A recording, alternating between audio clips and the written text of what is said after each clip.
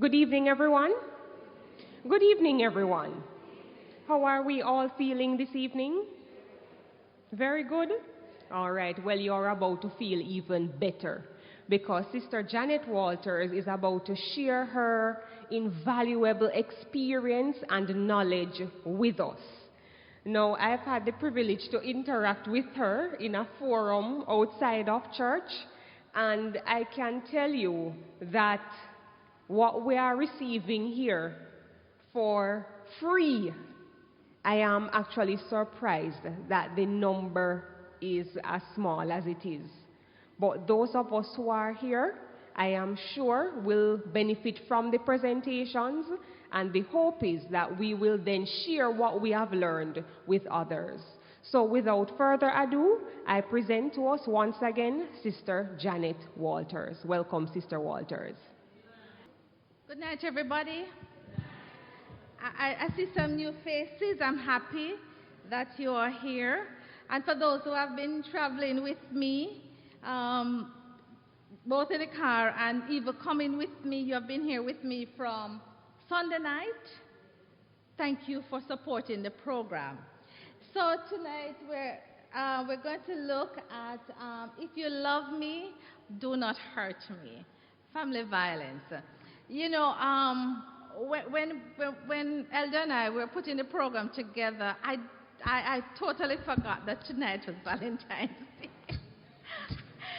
So we didn't do it purposely. It just came. So it's a nice way to do the love thing. Thank you.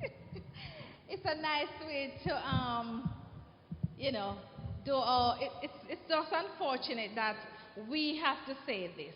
If you love me, do not hurt me. So should I say Happy Valentine's Day to everybody? Yes. So all of you need to give your significant other like a love up and thing. Yes, that's what makes things happy. Thank you, sister, for this song. Every church I've been to, it's a struggle to sing that song because we know it's all different, even the words. It's different. So I applaud you. I know every night you're holding the key and everybody gone somewhere else. All right, so we're going to look tonight at family violence. And this is something that has been, that has been a concern to all of us. Okay. I'm going to ask you tonight, when we're taking questions, if you could just wait for the mic so that we can all hear and it can be recorded appropriately. All right, so if you love me, do not hurt me. We're going to look at family violence. And we have heard people talking about violence. We know what is happening in Jamaica. It seems as if people's hearts are so hardened and people are doing some really heinous things. So family violence is an act or omission by persons who are cohabitating that result in serious injury to other members of the family, meaning that they're living together. And so what does the Bible say? I wanted to make sure that the Bible had something to say about this. So the Bible says in Genesis 6 verse 11 and 13 and all the scriptures you see there, God's word condemns violence in personal relationships. All right? And so it is the Spirit of Christ to love and accept, to seek to affirm and build others up rather than to abuse or demean them. That's what the Bible says. That's not my words. And so in Matthew 20:25 it says, there's no room among Christian followers for tyrannical control and the abuse of power or authority. Violence in the setting of marriage and family is especially repulsive, destroying the marriage covenant. If you love me, do not hurt me. So, what about the family? The families can be warm, nurturing, and loving, but unfortunately for some families, the picture is a bit different. For some of our families, there's no warmth, it's cold. We're more likely to be injured by a family member than a stranger at any time during our lives. The family is where you should feel safe, isn't it? Safe. The security is there. You want to be loved, but not be afraid to go home. So, how do we explain family abuse and violence? Why are families abusive?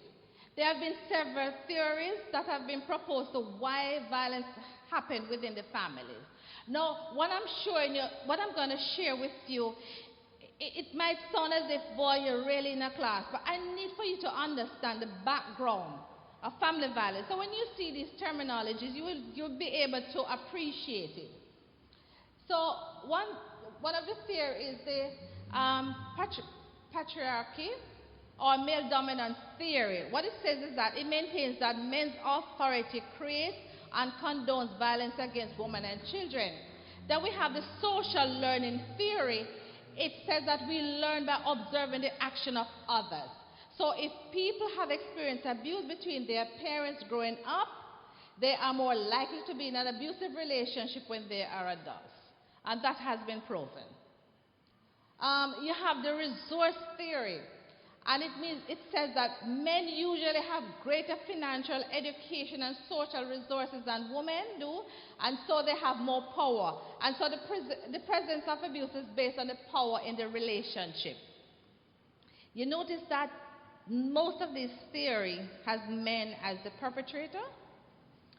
And then we have the exchange theory. It says both assailants and victims tolerate or engage in violent behavior because they believe that the benefits outweigh the cost. So both husband and wife beating on each other. And there's the ecological system. It says that family violence, it explains that family violence by analyzing the relationship between individual and the larger system, so as the economy, education, agencies, and so. If things are happening in the country, it's likely that there will be more domestic violence happening. People get irritable because the job market there's no job around, and so persons will come in and beat up on the family. There's what we call the use of several theories. Research rely on one theory, but they sometimes use all theories to describe what is happening in the home. So it can be a combination of different theories. So it could be the economy, it could be the relationship, whatever it is. And so there are two types of domestic violence. Most time we don't see this in the paper. You hear people talk about domestic violence, but there are two types. The first one I have is the patriarchal terrorism, and this is where the perpetrator uses violence to exert control over the partner. And this too is usually the perpetrator is a male. And so you have what we call a common couple violence, where partners intermittently become physical with one another when an argument escalates. So this is both husband and wife fighting against each other. Do you know that men are victims of domestic violence? You know that? Do you know that men can report it? Should report it? But do you know what happened when they go to report it? The police officer will say they are soft and man go home and do what you must do. When we had a training with the police officers, we asked them, we implore them, please, this is an offense. It's not that the man wouldn't want to beat down on his wife, but the principle is he doesn't want to beat on another woman. So he has to report that as well. So they're changing their concept of what domestic violence is all about. So they're more receptive now of men. I don't know how receptive, but they're working on it. So you should not be getting the laughter anymore. What are some common features of domestic violence? Isolation, power differentials, power or powerlessness, substance abuse, and the effects on victims are common characteristics found in family violence. Also, it's the most private form of aggression. So if it's happening in the home, it's more likely persons will not know. And the family members will not say that this is happening in my home. I bumped into the wall, I fell off the stairs, I accidentally fell, things like that.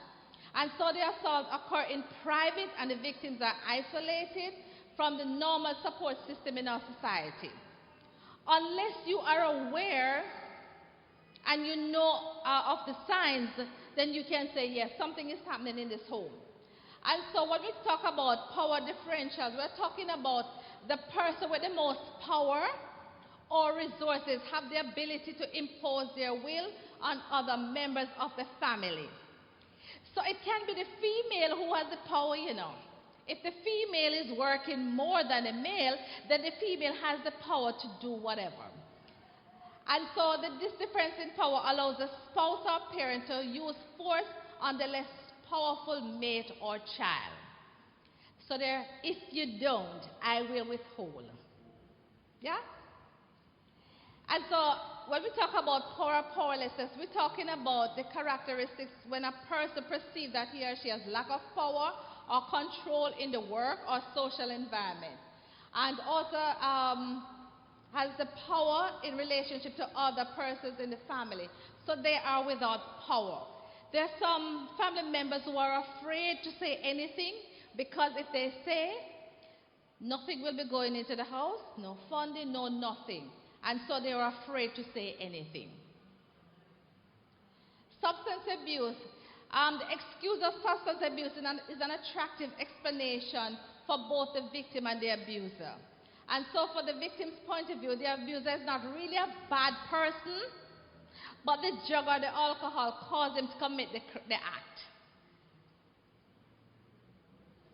So can you now understand why even as Christians we don't indulge in alcohol and drugs? You know, when I hear people talking, I say nonsense. When they're intoxicated, I don't like to be out of control when I'm talking. I need to be controlling my thoughts. So I can't see myself drinking. What about effects on the victims? Victims feel a shame and helplessness as a result of the abuse. Low self-esteem is common for victims of physical and sexual child abuse and the victims of difficulty trusting others. If I'm supposed to be trusting my family members and they're beating on me, I have a problem trusting anybody else. Because your family members are the closest persons to you. And so the cycle of domestic violence. And so there is a cycle of what we call the cycle of battered incidents that causes women not to leave their abusers. Now, ladies and gentlemen, let me tell you something. Do not say to someone, please leave your husband because he's abusing you. The person has to make that decision. Because sometimes, when after the honeymoon state is over, you will be chopped liver. Because they're going to say, is Sister so-and-so tell me to leave you, you know. Be very careful, you have to tread. Yeah? And as I said, for many of us, we are not licensed to give the counseling, so don't give it. So here is phase one of the cycle. This is a tension building phase. This is where the woman tries to reduce her partner's anger by catering to him or consoling him in some way. And at the same time, she believes her partner abuse is justified in some way. If I had just ironed his pants right, he would not have hit me. So I think I did something wrong. So she's anticipating, you know, this might happen. And so she's hoping, and let me prepare a nice meal for me. He will enjoy it. And then we come to the phase two. This is where the acute battering incident occurs. And this is when the critical physical or other abuse occurs. Some women anticipate this phase and actually trigger the violent incident to get it over with. So if he's going to hit me, let me just deal with it right now and move on.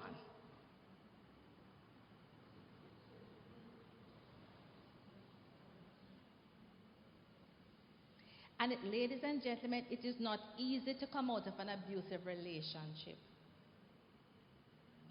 So the person might be in there wanting to leave but can't leave because the person might be threatened. So don't get up and say, come sister, make it take you out. You can't do that. Because the person will have to be willing to leave, and there are other legal implications to it. The next phase is the calm or the honeymoon phase. So this is where the abuser is calm and promises never to abuse again. So as the cycle progresses over time, the first two phases get longer and the third phase can be left out altogether. So in this phase now he said, you made me do it. You made me hit you. You made me. And so he will bring you flowers the next time or chocolate and we're going to make up. Then you do something wrong again. Well, you think you did something right, but for him it's something wrong, and the cycle continues. And that is why we call it a cycle. So why do women stay? It is theorized that the cycle of violence results in learned helplessness. It's a learned, remember we talk about the social theory? You have learned over the years to be helpless. So women who are not working will feel helpless because I cannot do anything outside of this gentleman. And so the woman becomes depressed, loses self-esteem, and feels incapable of seeking help for herself. And that is why when we have these seminars, we are encouraging persons to come. That's how you learn. And we empower you to make decisions, good decisions. And so some women stay out of hope that the abuser will change. It is hope that keeps many women tied to abusive men. One day, then one day becomes 2, then 1 month, then 10 years, and you're still in the relationship because you're praying that one day, unless you get professional help. Because some persons don't see, the perpetrator sometimes don't see that he or she is doing something wrong, As far as he or she is concerned, this is the way I get order. Right. So the woman may have low self-esteem and feel incapable of helping herself and even her children. So stay for the children's sake. So, however, some women find the courage to leave when the violence spills over into the lives of their children. Some women will be brave enough when the husband starts beating up on the children and they're likely to die. And so they will decide to take the children away. Economic hardship and homelessness. Many abused women do not work outside the home and they have nowhere to turn when her husband is abusive. So don't tell a lady with her 5 children who is not working to leave the home unless you have something and somewhere else for her to go. Need for child support. So leaving her husband and filing for divorce may leave the woman and her children in poverty. It's easy for us to say, the church will take care of you. The reality is that when we say that, who is the church? We are the church. But guess what? We say, the church will take care of you. But, elder, elder one is the church, Because guess what? At the end of the day, everybody just say it, but nobody does anything about it. Shame or guilt. That they should be able to make the relationship work. Some women will have this guilt, and they're blaming themselves. Battered women often believe it is their fault that they have brought it on themselves, some violence on themselves in some way. Had I been a good wife, had I been a good mother, I should have fixed the house a little better. I should have cooked what he wanted, but I didn't do it. What about fear? And this is a major reason for women to stay in their relationship. Some men threaten to kill the woman or relative or the children to get the woman to stay. He will say, if I can't have you, nobody else will. And do we see it? We hear about it. And it's right at our doorsteps. Yeah? The home becomes a prison. Both emotional and physical abuse trap the woman and our children. Some warning signs. Verbal abuse, the constant criticism, ignoring what you are, what you're saying, mocking, name calling, swearing, all of these things. The sexual abuse, forcing or demanding sexual acts you don't want to perform. Did you know, for those of you who are married, did you know that you can rape your wife? You know that, right? It is on the law books, under the Marriage Act. Sorry? And vice versa.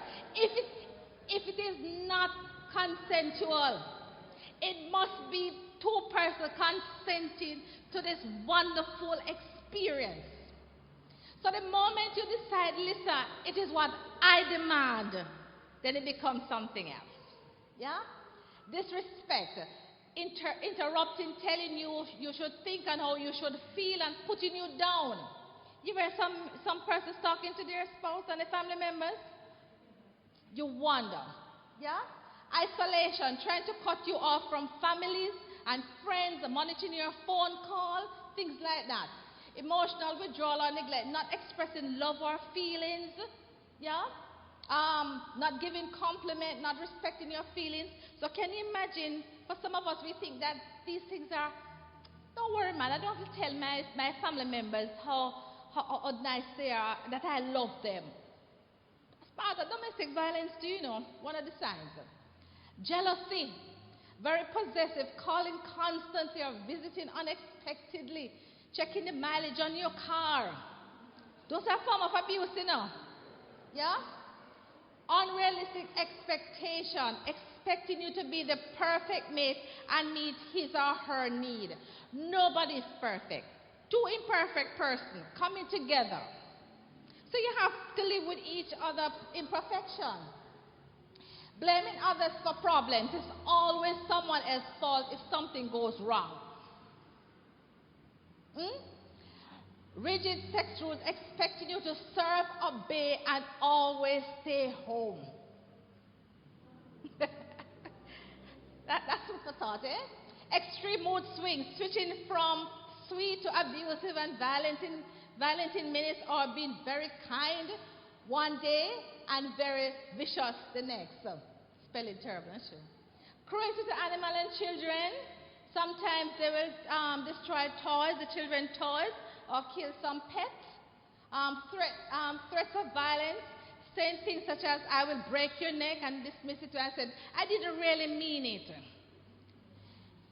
If somebody threatens you, you have a right to report it. Even if the person says, I'm going to report it. Destruction of property, punching the wall, destroying the furniture. What about self-destructive behavior? Yes, Elder?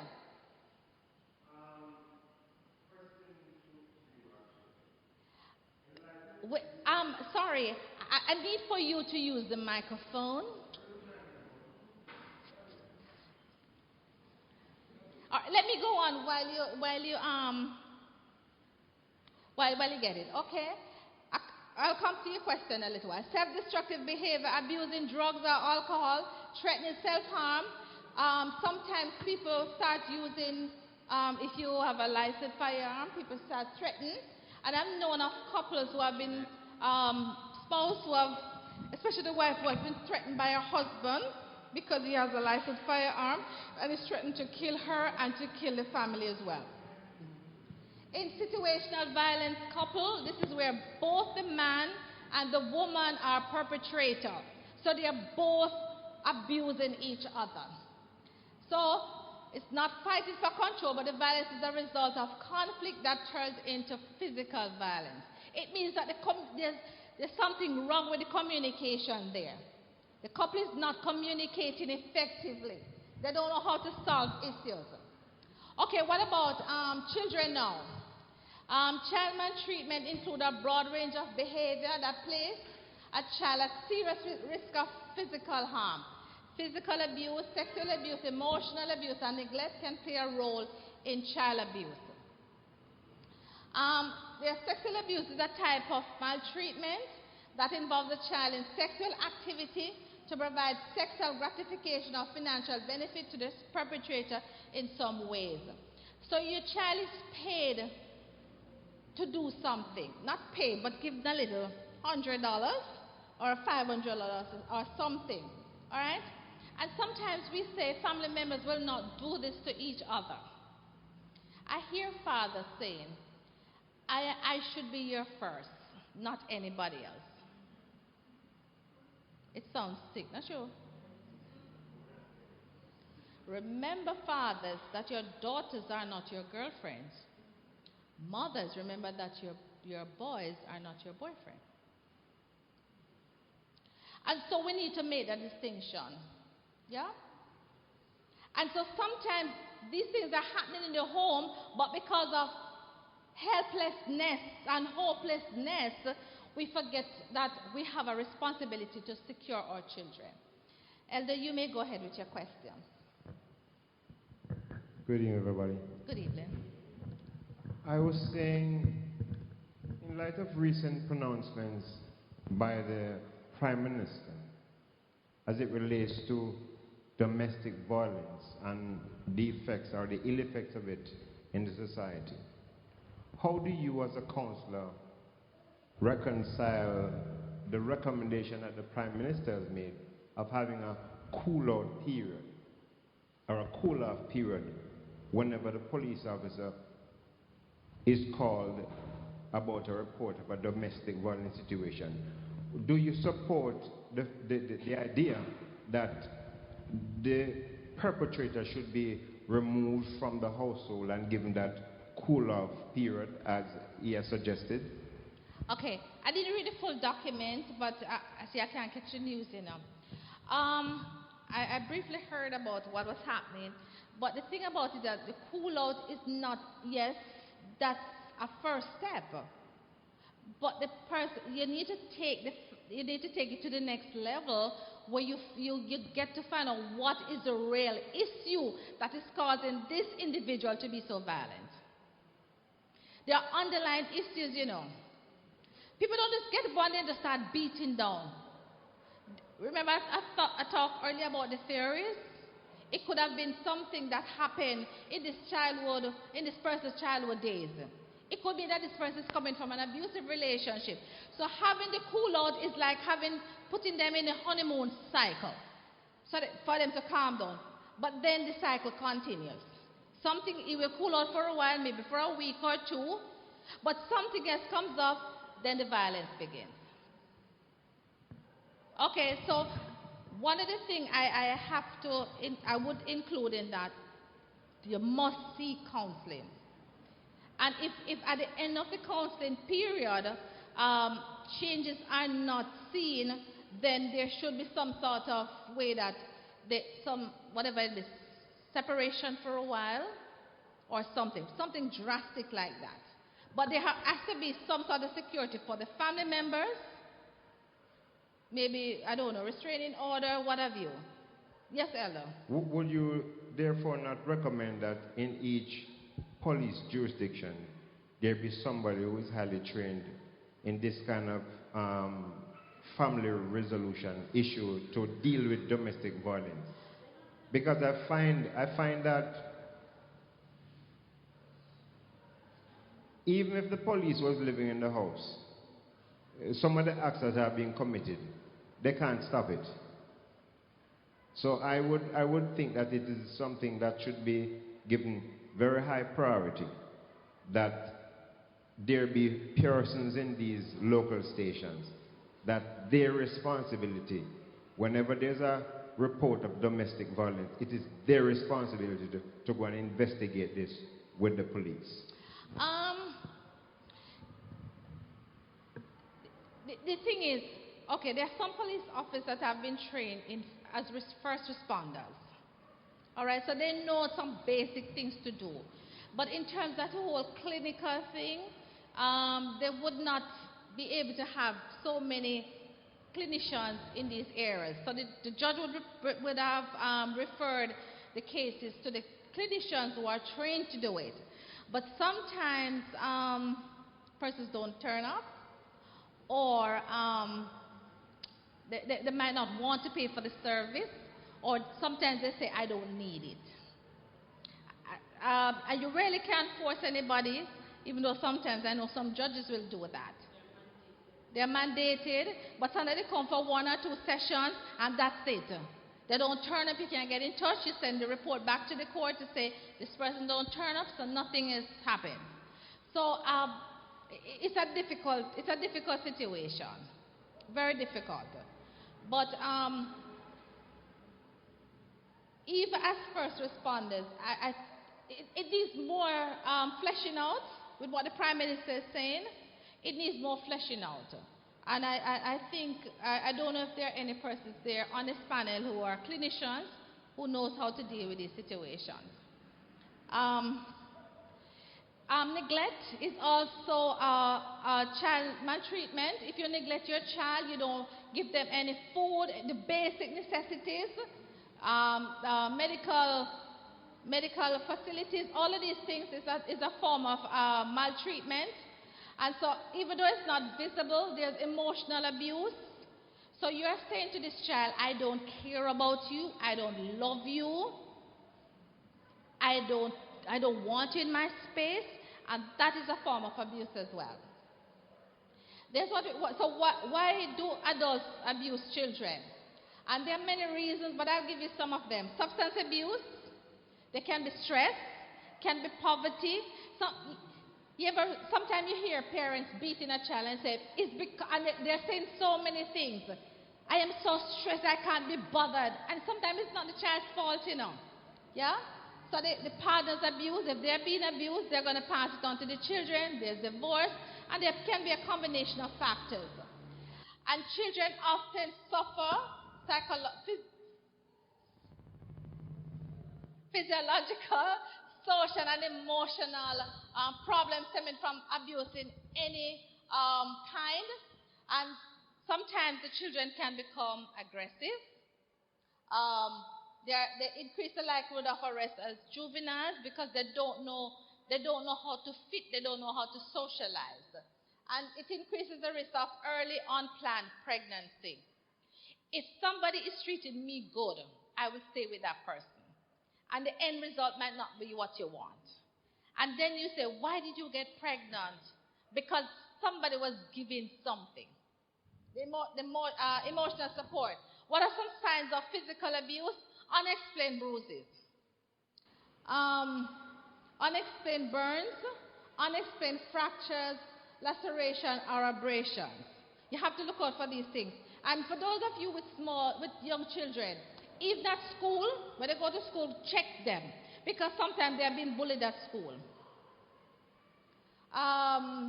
Physical neglect, abandonment, unattended medical needs, lack of parental supervision, consistent hunger, inappropriate dress, poor hygiene, and so forth.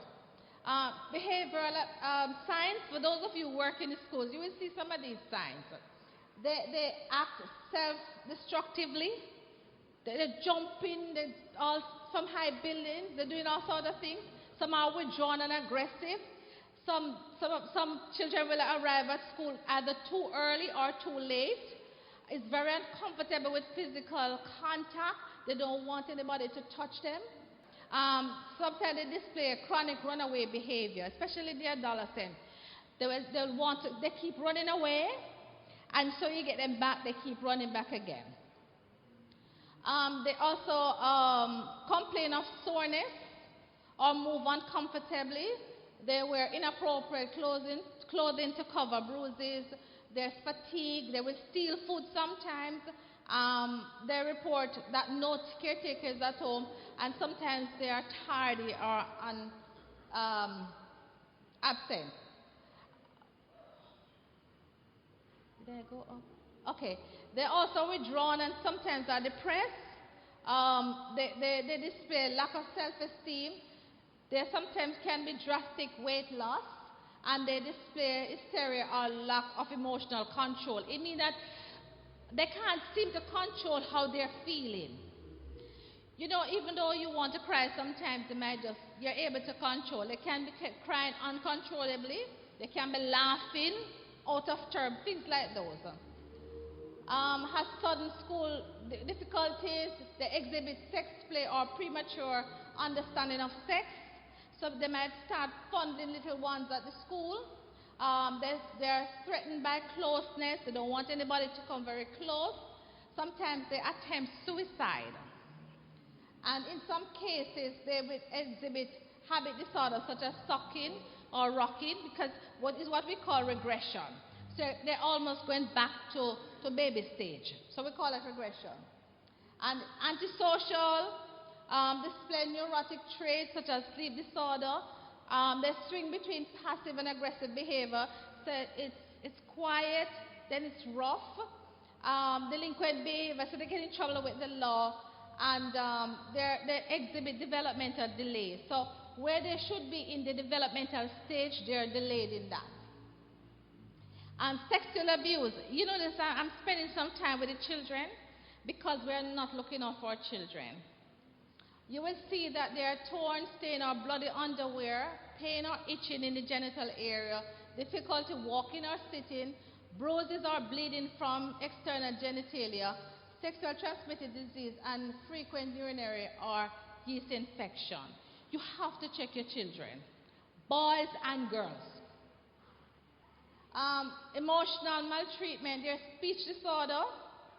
If you don't speak well to your children, remember when you're teaching children to speak, you don't speak gibberish. Eh? You speak properly, so that because they're imitating what you're saying. All right? So sometimes they have delayed physical development because part of your development, you have the environment must be good, you must be loved, and those are things that will help you to develop. There's substance abuse. Some people have asthma, allergies, and so forth. What are some signs of their sibling and adolescent abuse? Do you know that children abuse each other within the home? Yes. So the little one, the big one, we beat up on the little one. So violence between sibling and abuse of adolescents are less visible because the authorities are really notified. Because you don't want to go to the police and say, oh, my son is beating up on his sister. So you're not going to hear it being reported. And so it can be physical, emotional, and sexual as well. I met a young man. At the time he was 14, and his little brother was 8. And he was sexually abusing the 14-year-old was sexually abusing his 8-year-old brother. They had to separate the two boys from the house. You didn't catch that one. I see the face is like, really? And you know what he said? He said he saw somebody did it, so he tried it. But apparently somebody did it to him. So he did it to his brother. You notice how the cycle continues? Yes. And so physical and emotional, children ages 2 to 17 have been physically assaulted by a sister or a brother at least once. Think about when you're growing up. You will get a good beat down from your brother, isn't it true? Especially if you're the youngest one. And some common form of sibling abuse is name calling, ridicule, degradation, intimidation, torturing or killing a pet, destroying personal possession, and parents rarely take note of these serious things. It was years after I realized that my two older children were calling the young one. They said that she wasn't from Earth. And she believed it, she was from some planet. And she didn't look like them. You know, so we have to be looking out for these things. And so sexual abuse by a sibling. And it's the most insidious form of incest, where a sibling is abusing another sibling. And Oftentimes, the sibling is afraid to say to anybody.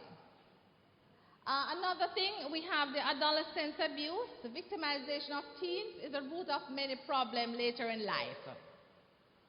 And so, prevalence, many parents are physically and verbally abusive towards their children throughout their teen years. So we call our teens all sorts of names. And so they pass it on to somebody else because it becomes the norm. Some teens will strike back physically and verbally.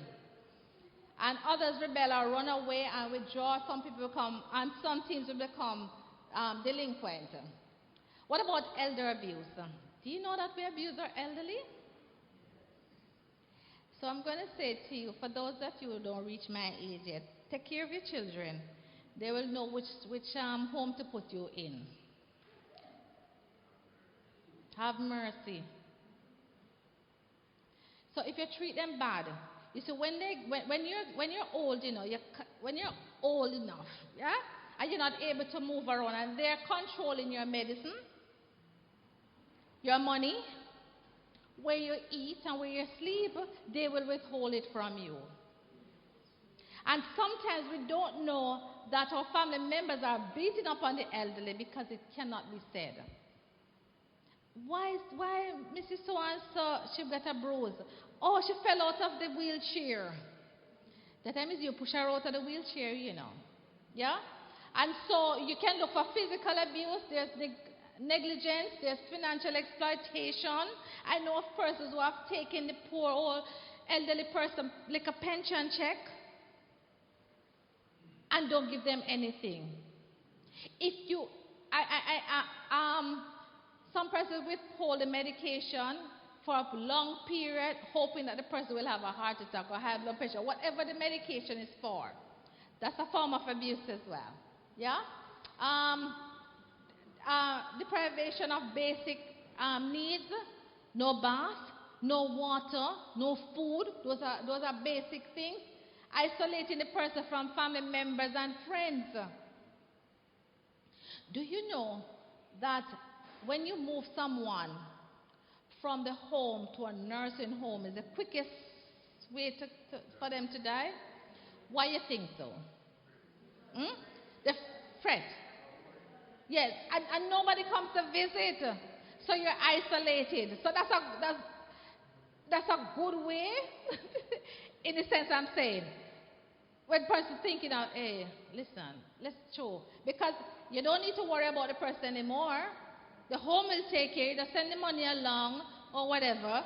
And you don't have to visit. And so this person lives a lonely life. Not administering needed medical care. So our elderly are at risk, our children are at risk, our women are at risk. The abusers, why are they the abusers? Shared living arrangement can be stressful. I'm giving you some reasons why people become abusers. Social isolation of the elderly is very common.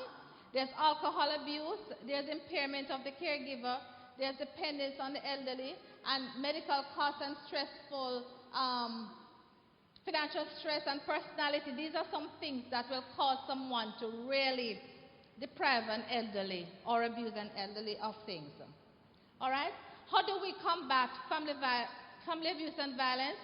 We need to raise the awareness about family violence, and that's why you are here. We need to raise the awareness. Until we raise their awareness about the problem, the abuser continues to have control over the victim. So you're not just here just to listen, you're here to help others out there.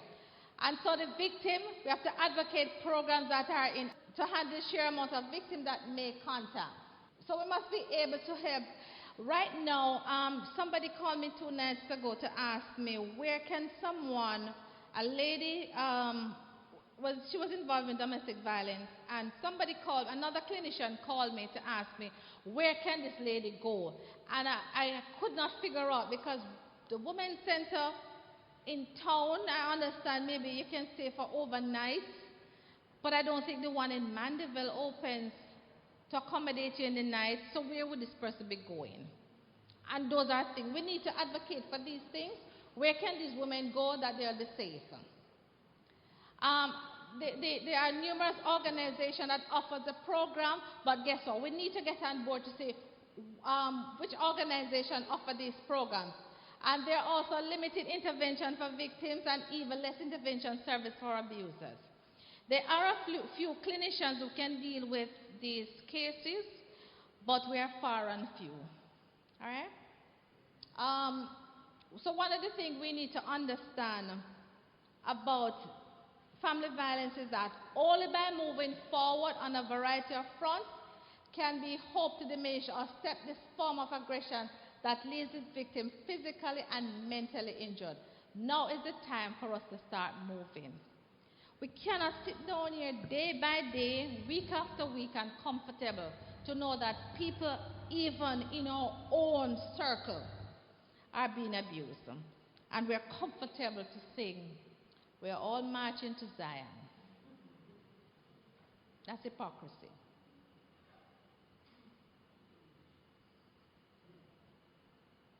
Are there any questions or concerns?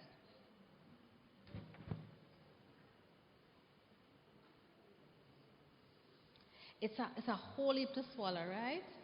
Yes, go ahead. Collectively and individually, we have an awesome responsibility to advocate, as you rightfully say. So we need to advocate for, in terms of creating an awareness. As you presented, I was thinking in terms of our institution, training institution, and for the two guidance counselors who I saw earlier, they could tell us in terms of how much is this incorporated into the school curriculum. I know they have included now the home and family life education part of the curriculum. How much is this incorporated in the training? So that we can, in terms of preventive medicine, instead of having when the child is already involved, we are counseling. How much is it incorporated where we can raise the level of awareness? So that's in the institutional setting. As individual and as an organization, a church with so many members, I think we should have probably a structured way instead of just going and marching and saying, not beating up against women or praying. We could have a forum where we have this in the face in terms of informing policies, so that we can have at least more of this infrastructure, budget being prepared for this infrastructure. So if we educate the woman and say, yes, I'm aware and I'm seeking the help, but as you rightfully said, where can I go tonight? There's nowhere. So I just want some feedback from the counselors that are here as to how much is it incorporated in the training in terms of school, preventive armor. I'm not sure I understand the question. Well, are you saying how much information is passed on to the students about what was just said? How much of the awareness is incorporated in the home and family life education curriculum that the schools have in terms of, as a teenager, before I get into marriage or how can I look at the signs that when I am dating, I've seen this person, I'm saying, okay, these are some of the signs of an abuser, so I should stay away from that person, for example. Well, the guidance curriculum is actually different from the family life curriculum. So in guidance, we actually teach that to them, but I can't speak to the home and family curriculum. All right. I can speak. There is, if you look at the Women Ministries website, we have, is it Stop It? There's something about family violence, domestic violence. I don't think we as a church, we end it now. I don't think we as a church, we're taking it seriously. It's not about just marching and said end it now. It's about the facilities. So for argument's sake, let's use Maypen. Suppose the church has a home, somewhere where we say, listen, this is where if there is a crisis, we have somewhere available. This is you being proactive now, you know. Yeah? But we talk and we tell people what should, but we really don't have the tangible thing to say, help them. So yes, it's good to march, it's good to inform, but we need to have actions in place now. Yes. Just to help Sister Baker, in the primary school, the home and family life program teaches the children about good touch, persons who you must, stay away from, not walking with strangers, where they should touch you, and so forth. Not so much of the adult thing there about abuses and so on. Because usually when I get them, I'm getting them at the last stage, when it has been it was chronic, when the police is involved now and there's separation now, and this is where I get them at this point. And I understand what you're saying, but then yes, you let them aware, but wow, how do we really get them to understand? Yeah, that's kind of tough one. You have a question, Patterson? He has a question. Well, she had asked a very serious question, right? And I think we should look into it very deeply, because when we look at within the church, so to speak, there are so many abuse that is going on within the church amongst wife and husbands, right? That the church is actually turning a blind eye to. So what is really happening now is spilling over within the children, or probably like different church members, so to speak. So how do we treat situation like that? I can tell you personally, I know of quite a number of cases in our churches, and I'm talking from up to down. But the thing about it is that our pride, for some of us, our pride. If Elder Walt, if my husband is beating me up, I can't go and tell Ella, boy, Elder Walt is a beat up. That's. But then so my pride stops me from getting help. And usually when I see the wives coming in, it's as if they're not able to speak, because guess what? The husband looked and said, if you say anything, look when we go home. So I go back to what I said earlier on. We need to start putting things in place that we can help a hostel or whatever it is that we need to put, so that we can say, okay, this person can go this place. Far gone are the days where we can look and say, oh, elder will not do this, or this brother will not do this. It's not like that anymore. It is happening right under our nose, and we pretend as if it doesn't happen. And we say, brother, happy Sabbath. But guess what? It is happening, and we need to do something. We need to stop closing our eyes. Take off the blinkers. I would say one of the reasons for that, when you're looking at professionalism, it's not good to counsel. It's conflicting, conflict of interest to counsel somebody that you know, a family member, a friend. I know that the Family Life Ministry, through Elder Gordon, had started a program where they try to incorporate all the counselors in the different churches to offer that service. But I think that plan to rotate the counselors, I don't know what became of that. I know that there are counselors possibly in most churches, I would say all, but most churches. But many times you find that when you try to counsel somebody that you're familiar with, they may take it personal. If sometimes too, you find that you may be biased to the situation. You may be judgmental because of the background information you have. So many times that's one of the reasons why persons hesitate to counsel persons that they are familiar with. And I agree with you. I hasten to say though that if for argument's sake you're at this church, you're the counselor, I would recommend as a professional to somebody else. Okay? But remember, guys, and I'm saying this to you because I hear church members say it. As counselors, we are guided by ethics, code of ethics. We cannot come out and say, oh, you know that brother Brown kid. We can't do it. Worse, now that we're licensed, We have to go to C-SPAM and they're going to take away the license because we're not supposed to do it. So we're told if it's a family member, somebody very close, you can't counsel. But there are other persons who you can go to. So refer the person. So don't sit and say, there's nobody.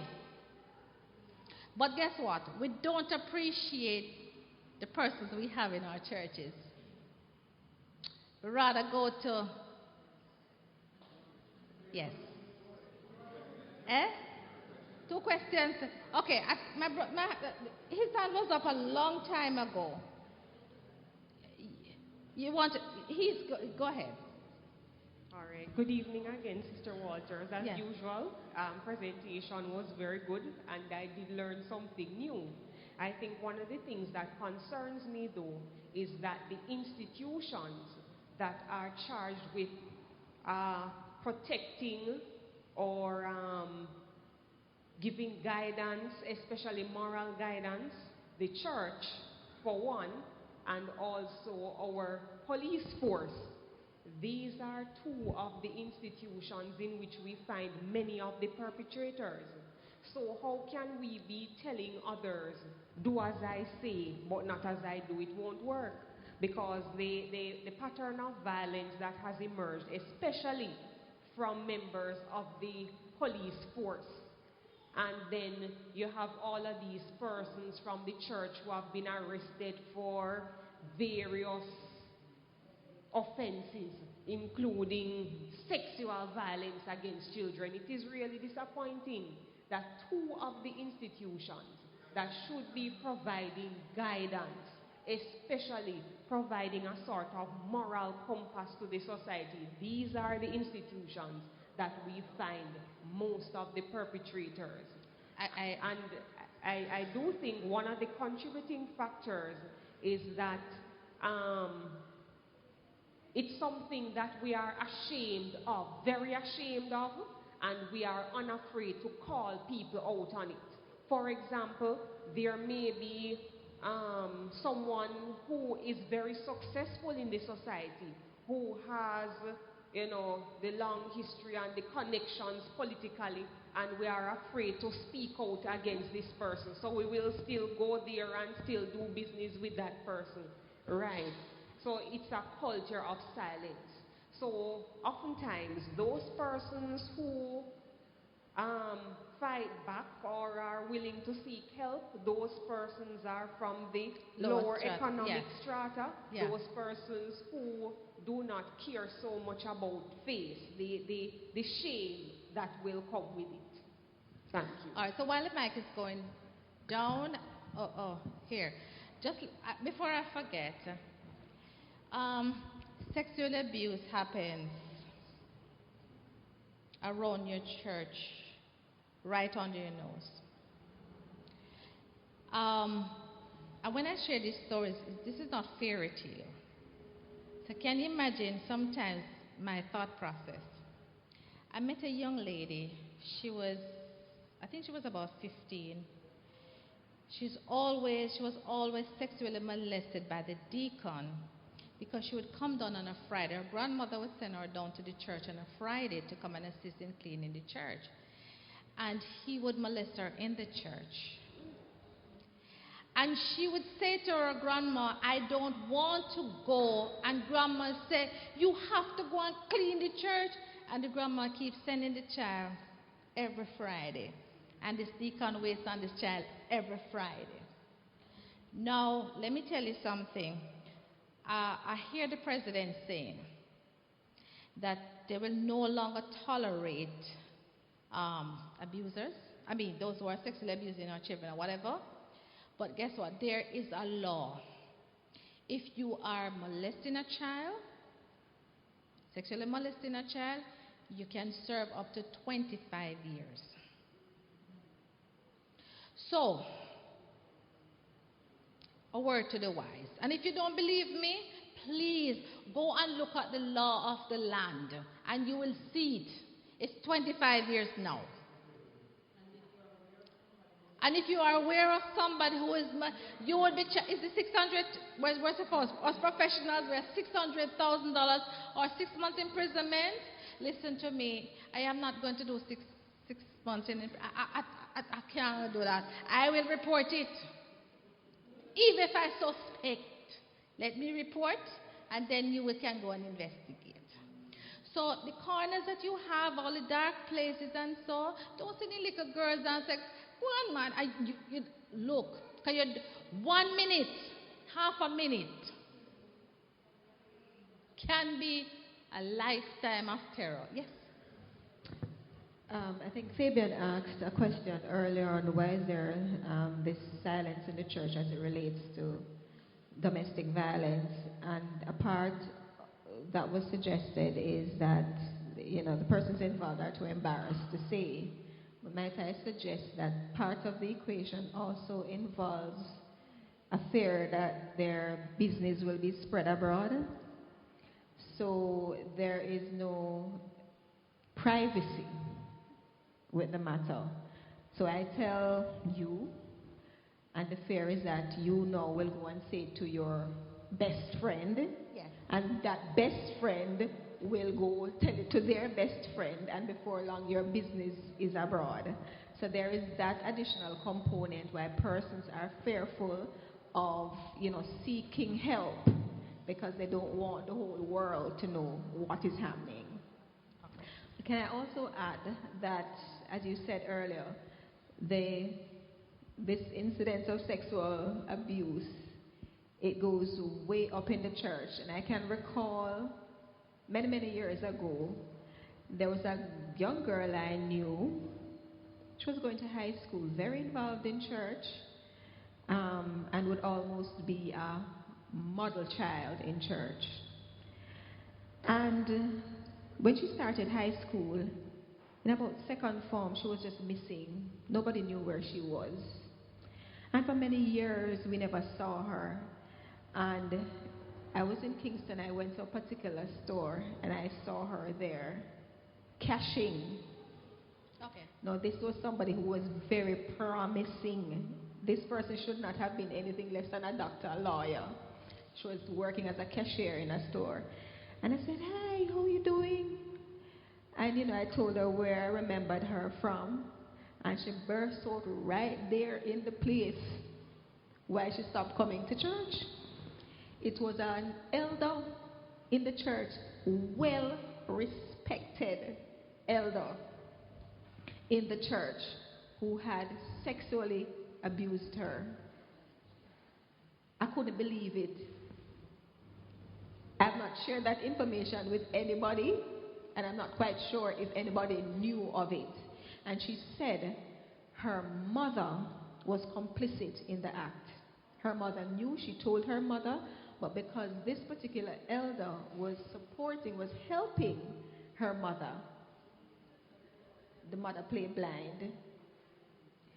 So let us not be naive in thinking that the pastor, well, we have seen it in the news, the pastor or the famed elder or whatever, the regular person, yes, can be an abuser of our children. Okay. So be very mindful. Be very mindful the persons you ask to serve in your children's department, because they might be touching your children. I met a little girl, but she's an adult now. Her principal was the one who would touch her right in the group where everyone was, and nobody knew, because he would put his hand wherever so you couldn't see, because the skirt is long enough, and she couldn't cry out, and she didn't know what to do. So I'm just saying to you, be very mindful of who you put your children, who you send your children. So you send them downstairs or upstairs, wherever you send them to, and you don't know what is happening. You have to open your eyes. All right? And we need to, listen guys, gone are the days when we don't expose people. We need to expose the perpetrator. The law is not going to back you if you don't expose them. Yes, sir, go ahead. Long awaited. Just, just want to remind the church that in Clarendon, in fact, we have the teenage mother school, which most time is a form of abuse that cause them to have. What's the name of that school, sir? Is it teenage mothers? You think that? Women Crisis Center. Women Crisis Center, right? Yes. Which is one of them. And also, remember we have the restorative justice system that intervenes in conflicts at times. However, you speak up. I heard a person talking about the church and what the church must do in relation to create a hostel for these females or otherwise. But you said in your presentation that we should not tell the victim that the church will take care of them and they should leave the abused home. Is it not conflicting to what you were saying about persons is saying that the church should go a step further by creating a home for abused females? Oh, okay, let me see if I can clarify what I said. Right. What I'm saying is that you can't tell somebody to leave. Right. Should the person choose to leave, Yeah, exactly. they should be able to go somewhere where it is safe. So we are saying to it would be good if the church can be a little bit proactive, have somewhere that is safe, because not everybody can reach to the women's center or wherever. So I'm saying we can be a little bit more proactive. But I'm just saying that we can't tell somebody to leave. They must agree to leave, because at the end of the day, you can be said that you pull this person away, and you don't know what are the legal implications to that. All right? Thanks for the clarification, sir. Any other questions? Yes, my sister. Okay. It's now 8:30, and I promised that I'll finish at 8:30. So that will be my final question, would it? Yes. Yes, my sister. Good night, everyone. Good night. I am hoping for the day to come when I will sit into an Adventist church and hear someone talk to the children and tell them about sex. Really tell them about it that they can understand, and tell them that when they go on the street what to expect. Because the most vulnerable girls are Christians. Most vulnerable girls are Christians. I'm a street walker, so I know what I'm saying. Yes. Get up. I go all the time, still go there. And I listen and I talk to the bad boys on the street. And the girls, the church girls are vulnerable. They don't know anything. I remember talking to an over 20 Seventh-day Adventist girl, and she told me that was when she went to Kingston at a certain church, Seventh-day Adventist church in Kingston.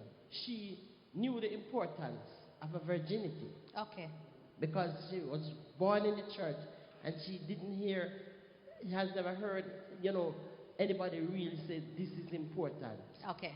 I remember as a child, a certain pastor, female, spoke to about 3 girls of us about sexual intercourse. And it was that saved me when my principal called me in his bedroom.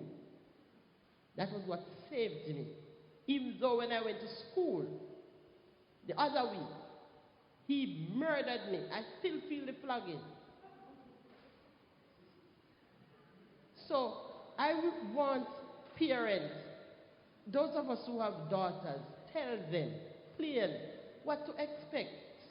Because sometimes when I'm on some of the corners, and see some of the girls there, I sorry for some of them, I remember one night I had to turn back when I was going on Maple Street, and the Spirit said to me, go back and do your work, Because I saw 2 little girls from a certain high school at a certain corner, and I said, this tonight, the man is going to sex you tonight, and he's going to kill you. Because you're just about 14. And she started to tremble. And I hugged both girls and they left. And I went to the school one day and I saw somebody running towards me and the girl hugged me. The same girl. Yes. So listen, we need to, if you talk about sex in some of the churches, you know, maybe in this church, people look down on you and say, you're a bad woman, you know. This one bad girl, you know. Because pure sex she talk about, you know. But the youth them need to know. Because I know what I escape. Yes. Because we have some real people who talk to me. You know? And believe you me, we need to talk to our girls really. We don't talk about virginity. We don't talk about your first man where you really want to marry to you and thing and it's important and all them stuff. We need to talk about it. This church, we educate children. We're not saying education, maths and English. But when it comes to the we other need to make them street smart. When them not street smart, I can't tell you that. Okay. Many people here, them better just send it, be careful when you send your daughter because your daughter not street smart. They don't know nothing. The only person they probably talk to are you and your daddy and remember say you're a real Christian, you know, still like me. Where I tell you plain truth. So they will tear you up and dash away. And we need to tell the children them the real truth. The people them are suffer man because they need to know the right and the truth. Because we are Christians. Yes. We can't say certain things. All right. We must learn to say it, man. I totally agree with my sister. In fact, we are afraid to even mention the word sex. And trust me, this is my last comment. I was in the library one night. I was doing my research paper. And I heard a young lady and some boys sitting at one of the tables. They were a little away from me. And I heard him telling this little girl, my sister, about how they will pull out and nothing will happen. She's not going to get pregnant. I wanted to intervene, but, you know, it was not my place. And I was like, curling my, you know, I'm tempted to do it. Because here is this child not understanding what the real thing is and listening to these boys trying to convince her how to have sex without anything and it's not going to get and all of these things. You are so correct. So we need to educate our young people. And the thing is, you know, our young people want to know, but sometimes they're afraid because, and most of the times when I'm talking to the young people, I ask the parents not to come. I talk to them in a group because they're afraid to express, or they will be judged, or mom and daddy will say, you start having sex, why? So I understand what they say. They need to be street, and it's true. I am agreeing with you, my dear, because they've already been used. Yes, for the grade 7s. So now, you have to train the daughter and say, look, this is when you go to school, you're going to see some very handsome boys come from good homes. They speak nice and they are bright. And they're going to say, me, I don't want you. But you say like something that you have there, protect it and you tell them how to flex. Yes. All right. Let them understand that the nice boy, the handsome boy come about. Teach them some sense. Okay. Please. So, sister, listen to me. That's it for tonight. I just want to remind you, and I hope my sister will come tomorrow to help me. Tomorrow night we're going to look at high risk of premarital sex. Are the returns worth it? So we're going to talk about the virginity and everything. So be here tomorrow night to help. Sister, what is your name? Sorry? Aunt Edith? Edith? Is Edith? Oh, Sister Williams. Sister Williams, please be here tomorrow night to assist me.